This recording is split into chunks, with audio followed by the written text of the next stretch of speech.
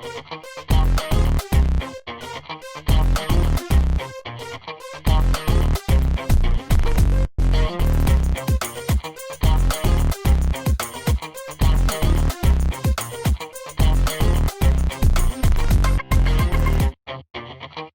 Heritage has just opened their newest exhibit entitled Journeys and Connections. The vast majority of us who call ourselves Canadians have family that immigrated from abroad. Those that were able to make it out for the opening of this exhibit heard a powerful message from Tima Kurdi, whose nephew, Alan Kurdi, became known worldwide as the boy on the beach when his family's attempt to journey to a better life ended in tragedy. Tri-Cities Community TV was at the opening and brings you this coverage.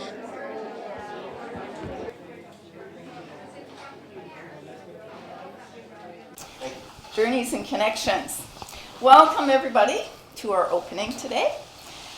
Anyway, as one of our two exhibits that we're doing this year, we've chosen Journeys and Connections. And the reason for that is the majority of us came to Canada. We came to BC and we came to Coquitlam or the Tri-Cities from somewhere else. And they communicated somehow with those left behind. So we sought out their stories, and we will continue to seek out their stories for the 6 months that this display is up. So we're not done yet. We want to continue gathering people's stories as we go along with the exhibit. The artifacts exhibit get into the how people reached out and communicated with one another, those that were back at their former homes. So that's part of the story. 150 years of communication has seen amazing advances up to the modern day. So we take you through from the first telephones, from the telegraph, which was a marvelous invention when it was invented. And we go back to writing, when people actually wrote things to one another. So we have a mailbag there. We've got Terry Fox stamps, because this is actually the post office where Terry Fox would have received all of his mail from all across Canada, where we're standing right today. And I think I even have an old Maclean's method of writing, because writing has become extinct. They are no longer teaching cursive writing for children to write letters to one another. They're just pushing their thumbs and sending each other instant messages. Anyway, that's what our exhibit is about. I would like to introduce our speaker, Tima Kurdi. I just met Tima recently. She lives in Coquitlam, and she has a hairdressing shop in Port Coquitlam on the north side, Coast Meridian Road. So she and I talked about her story 25 years ago. I'm going to read that to you first. Tima Kurdi came to Canada in 1992 after getting married in Syria to a Canadian immigrant who had his citizenship and had sponsored her. The marriage was arranged by both sets of parents. Phone calls home were very expensive, so communications with family was only by letter that took 1 month for delivery. She missed her former social life of family and friends, initially feeling isolated because of the language barrier. She spoke Arabic and learned English by watching Sesame Street and Barney, the purple dinosaur, with her son. You know, you'd be surprised how many immigrants learn from Sesame Street. I don't know about Barney, if you're the only one, but probably not. The new tradition she got used to was Halloween. At first a big surprise when kids came to her door. It would be a shock, wouldn't it, if you didn't know anything about Halloween. She loves our Thanksgiving holiday and the traditional big turkey dinner shared with family and friends. She thinks this is her country now. Canadians understand one another because they all came from somewhere, so are very connected to one another. She appreciates social media and Wi-Fi that now lets you live with the other side of the world in real time. Now, this is Tima's bio. Tima speaks regularly, And this is the bio that she uses when she speaks. A Kurdish woman from Syria, Tima immigrated to Canada in 1992, a hairstylist by trade. In September 2015, a personal tragedy struck Tima's family. Her brother, Abdullah, lost his wife, Rahana, and 2 boys, Alan and Galeb Kurdi, while trying to cross from Turkey to Greece.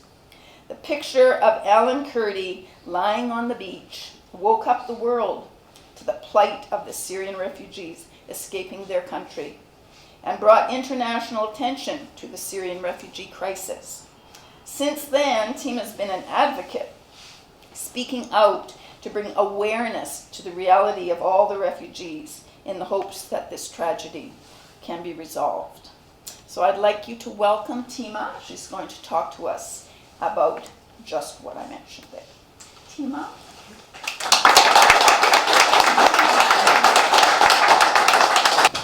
Imagine yourself one day. You have to flee your home. And you leave everything behind. And you have nowhere to go. And you're asking for help. What will you do? I'm here today to share my personal story and leave you with the idea that the word we choose had to reflect the action we take, how we can empower our voices. I was born and raised in Damascus, Syria. The country was so peaceful, beautiful, and safe. Our neighbor, they were Sunni, Shia, Muslim, Christian, all kind of religion. We all respect each other. We all live together.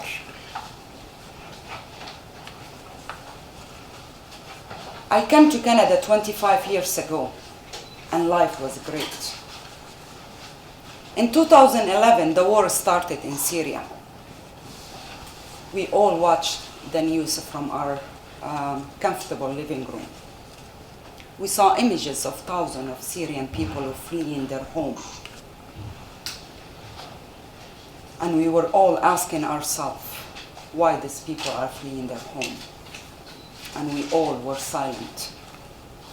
Some of those people, they were my own family. They fled to Turkey. I did what every one of you will do to their own family to help. I sent them money. I Googled different organizations was set up to help the refugee over there. I phone them every day, hearing their struggle. I was like you, just watching the news and move on in my life and try to help. But I could not understand why they're not getting the help they need. In 2014, I decided I want to go to Turkey and try to help them. And what I saw and experienced is not what we all watch in the news. It was worse than I could ever imagine. It was not just my own family who needed help. I saw thousands of my Syrian people on the street, family without home to go to, without hope. I saw children in the street, hungry, begging for a piece of bread. I heard many tragic stories from those people.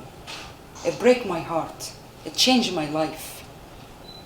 My family were lucky they have a place to live because I pay their rent.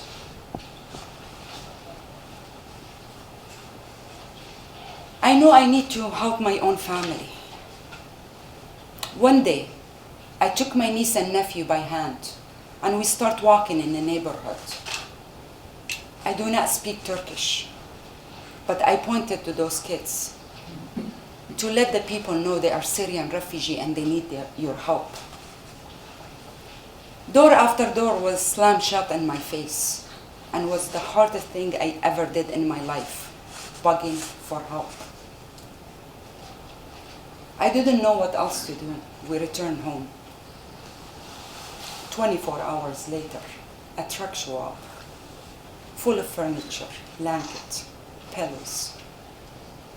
even though the people did not understand me, but they heard me. It was my last day to return back here to Canada, and I did not get to see all my family. My sister-in-law Rihanna and my two nephews, Alan and Ghalib Kurdi, was stuck in the closed border trying to enter Turkey after they fled Kobani when ISIS invaded. They were 12 hours away from where I was. I did not get to see them, but I did not know I would never see them again.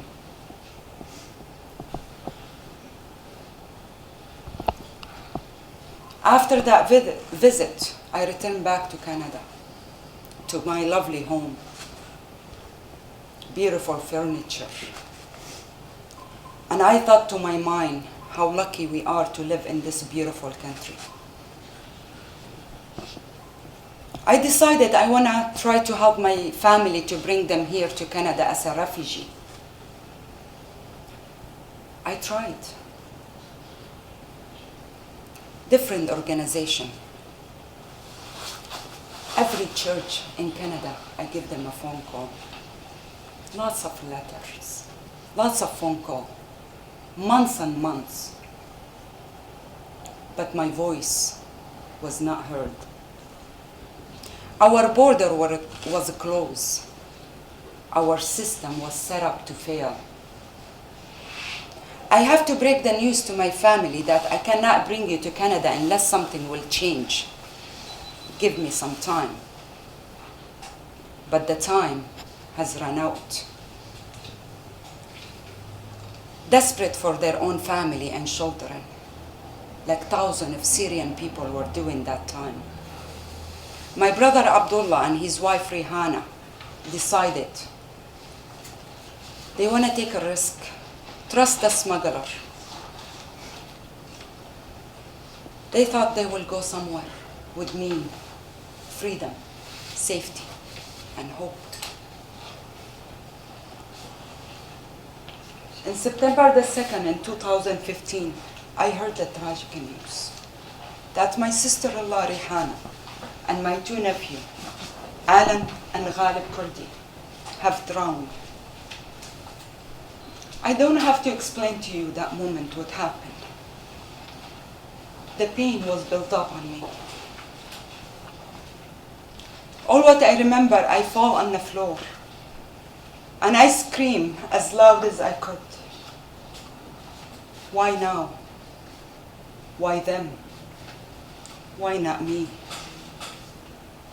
Enough is enough.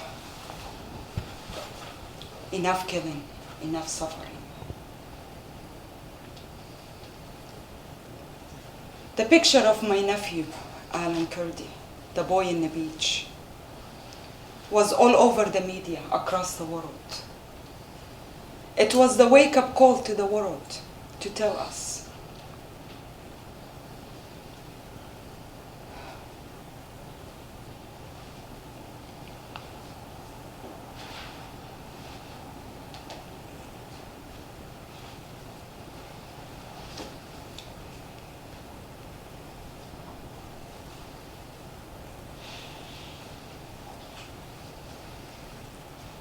I could have stayed home and continued to cry and feel there is nothing I could do or say.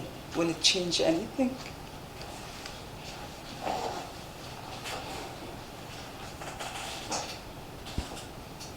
But instead, the strength was given to my voice.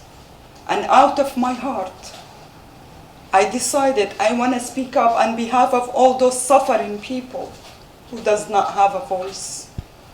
And most importantly, for my nephews, whose voice will never be heard.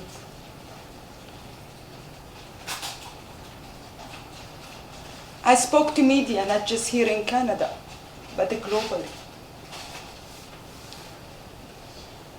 I went to Brussels to tell the world that any humanity was happening. I told them my message: open your border, open your heart. I continue to use my voice I went to Germany. I spoke to President, Prime Minister. I continue to use my voice. I went to Turkey. I went to Kurdistan, Arbil. I saw a refugee camp. I saw people line up for an hour for food and water. Finally, borders were open. Refugee brought to Canada, and I was part of that.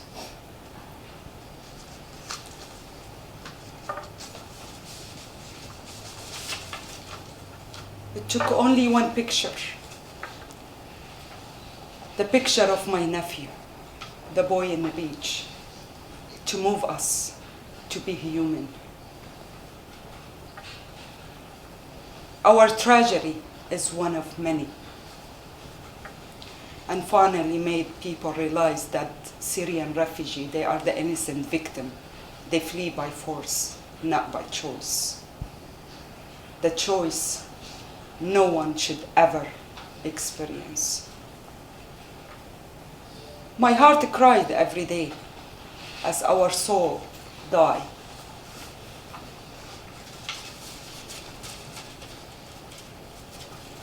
The picture of my nephew, Alan, it has been honored in many countries. And it turned into memorial as a permanent reminder, as a statues, painter, bronze, to remind us so we do not forget and we do not go silent. Refugees still dying in Syria and all over the world, and they need our help. We are proud of our Canadian heritage and the effort to bring in refugees, to provide them with a new life, but more is still needed. I believe Canada has the capacity to take in even more people, to give them a new life. We must continue to provide our help to displaced refugees from around the world. And you can be part of it. People are people no matter where we come from. We all one, and we all have the same soul.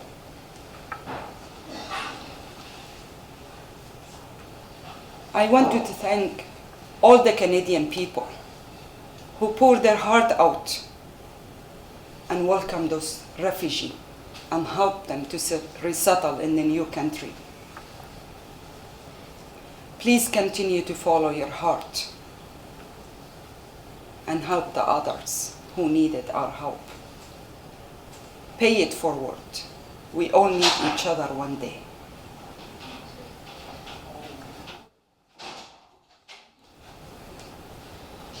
All what I can say, the war in Syria, before that picture, my people was crying out to the world for help, and we all were silent. That picture moved the world leader, including people, touched millions of people's heart, and everyone want to do something to help. The sad part is, a few months later, everyone went back to business, and they forgot about those suffering people.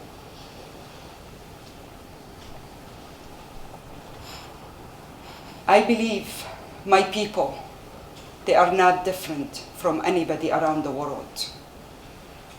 The only difference is they're born in the Middle East, and they have the right to be protected. We should keep our door open, our border open to everybody. Thank you, everyone.